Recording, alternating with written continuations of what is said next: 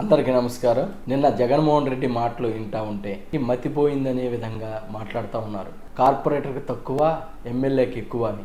మరి కార్పొరేటర్కి తక్కువ, ఎమ్మెల్యేకి ఎక్కువ అన్న వ్యక్తి గురించి నువ్వు ముఖ్యమంత్రిగా ఉన్నప్పుడు నువ్వు ఉచ్చ పోసుకున్నావే, మరి ఎందుకని మేము అడుగుతా ఉన్నాం. జనసేన పార్టీ అధ్యక్షుడు పవన్ కళ్యాణ్ గారు 2 సార్లు ఓడిచ్చావు, కోట్ల రూపాయలు ఖర్చు పెట్టి. కానీ పవన్ కళ్యాణ్ గారు అంటే ఒక భయం.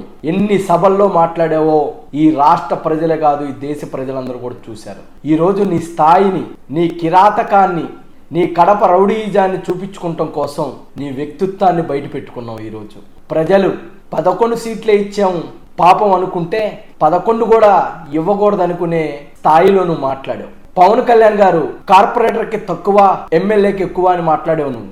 పవన్ కళ్యాణ్ గారు 100 కోట్లు సంపాదించుకునే అవకాశం ఉన్న నీలాంటి నీచులతో, నీ కింద చెంచాలతో ఎన్నో అవమానాలు పడి తనను తాను తగ్గించుకునేవాడే వెచ్చించబడతాడనే ఒక స్లోహంతో పవన్ కళ్యాణ్ గారు ఒక గొప్ప మనసుతో నీ రాక్షస పాలన నుంచి విముక్తి కలిగించే విధంగా జనసేన పార్టీ కూటమిని ఏర్పాటు చేసి ఈరోజు 175కి 175 గెలుస్తావని నువ్వు కళ్ళబొల్లి మాటలు చెప్పిన మాటలని నీ కోటలు బద్దలు కొడతామని చెప్పి కింద కూర్చోపెడతాను జగన్ అని చెప్పి చేసిన ఏకైక మగాడు మా పవన్ కళ్యాణ్ గారు. కార్పొరేటర్కి తక్కువ, ఎమ్మెల్యేకి ఎక్కువ అన్నావు.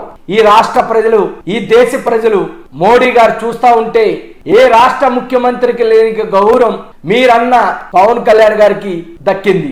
ఎందుకంటే కోట్లాది మంది అభిమానులు, కోట్లాది మంది ప్రజలు సనాతన ధర్మాన్ని మాట్లాడే దమ్ము లేని ఈ రాజకీయ నాయకులు సిగ్గుపడే విధంగా పవన్ కళ్యాణ్ గారు దేశ ప్రజల గురించి మాట్లాడుతూ ఉంటే, భారతదేశ సనాతన ధర్మం గురించి మాట్లాడుతూ ఉంటే ప్రతి హిందువు, ప్రతి బిడ్డ కూడా భారతీయుడు ఇలాంటి రాజకీయ నాయకుడు కావాలని గర్వపడతా ఉంటే నువ్వు మతి తెమించి నువ్వు చిన్న పిల్లోళ్ళలాగా మాట్లాడుతూ ఉన్నావు. ఈరోజు ఎల్కేజీ స్టూడెంట్ కూడా నీలాగా మాట్లాడ్డు.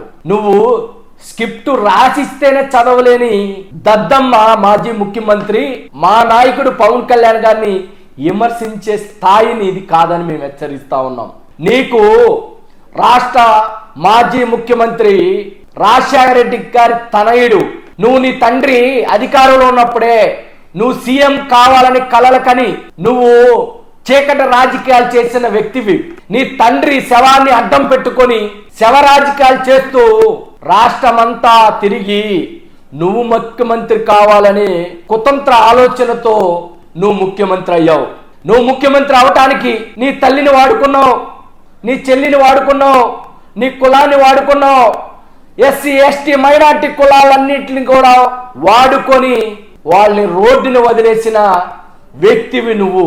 నీవా పవన్ కళ్యాణ్ గారి విలువల గురించి, పవన్ కళ్యాణ్ గారి స్థాయి గురించి నువ్వు మాట్లాడే అర్హత ఎక్కడ ఉందని మేము అడుగుతా ఉన్నాం. జగన్మోహన్ రెడ్డి, నువ్వు ఈ రాష్ట్రానికి పనికిరావు, ఈ రాష్ట్రానికి పరిపాలించే హక్కు నీకు లేదని ఆంధ్ర రాష్ట్ర ప్రజలందరుగా కలిసి మోకోడిగా 11 సీట్లకు పరిమితం చేసిన నీకు సిగ్గు రాలేదంటే నీ వ్యక్తిత్వం ఏంటో ఈ ప్రజలందరూ కూడా అర్థమవుతా ఉంది. సొంత బాబాయిని చంపించి రాజకీయాల్ని అడ్డం పెట్టుకొని రాజకీయాలకి వచ్చినటువంటి కుతంత్రం అయిన వ్యక్తిత్వం మనిషి నీవు పవన్ కళ్యాణ్ గారి స్థాయి గురించి మాట్లాడుతున్నావంటే నీ కార్యకర్తలు కూడా సిగ్గుపడే విధంగా నువ్వు మాట్లాడావు. కాబట్టి నీకు ఓడే చెప్తా ఉన్నావు, జగన్మోహన్ రెడ్డి గారు మీరు ఇప్పుడన్నా ఒళ్ళు దగ్గర పెట్టుకొని మాట్లాడితే పద్ధతిగా ఉంటది.